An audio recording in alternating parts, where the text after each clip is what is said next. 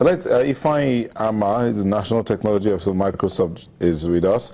Ifeanyi, let me ask you this question. 49,000 attacks in 99 countries. What was it you called that? Petya. Petya, about 2 or 3 weeks ago. Oh, ransomware 2 or 3 weeks ago. Petya. Before that was WannaCry.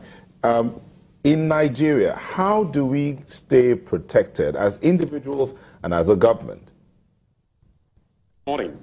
Good morning. It's a very interesting one.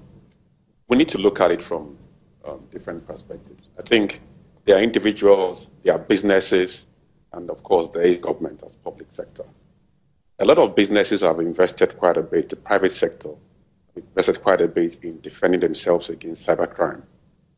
However, as individuals, the lack of awareness and knowledge about cyber threat generally creates a concern. And there's a need to increase the level of education. One of the speakers this morning talked about the Cybercrime Protection Act. Within that act, there is an NG, the Computer Emergency Response Team, set up within Nigeria. Many people are not aware that that team exists. It's a team where information about new cyber threats hitting the country is sent out to the public, and people have an opportunity to report breaches. What has happened is that a lot of Nigerians procure computers with operating systems that are not the original versions, what we call pirated operating systems. They also buy software from, in Lagos, for example, there's a popular market called Computer Village, where they buy software that is also not licensed. These unlicensed softwares or pirated softwares have holes and can be exploited very easily. So for starters, as individuals, it's important that you buy computers or devices that carry the right software licenses from the original equipment manufacturers.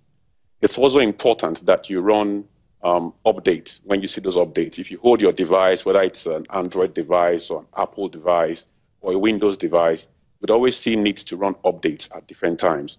People tend to ignore it because they think it consumes their data, or it looks like an inconvenience. There's a trend within the country where a lot of businesses acquire devices and software from unknown sources, not through the right channels. So there's a common market in Lagos called the Computer Village, where people buy devices and come with pirated software. That's also a loophole and opens the business or the individual to threat. It's also important that businesses begin to look at cyber threat as real. It's a multi-billion-dollar business. It is not a non-professional game anymore. The black hats who carry out cyber threats are very organized, and they invest lots of money towards trying to hack systems. In fact, they now have antivirus.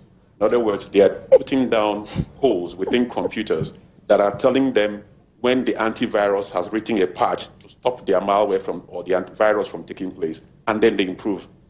So they are investing more. It's important that you partner with an organization that understands cybersecurity and is building the right guards against cybersecurity.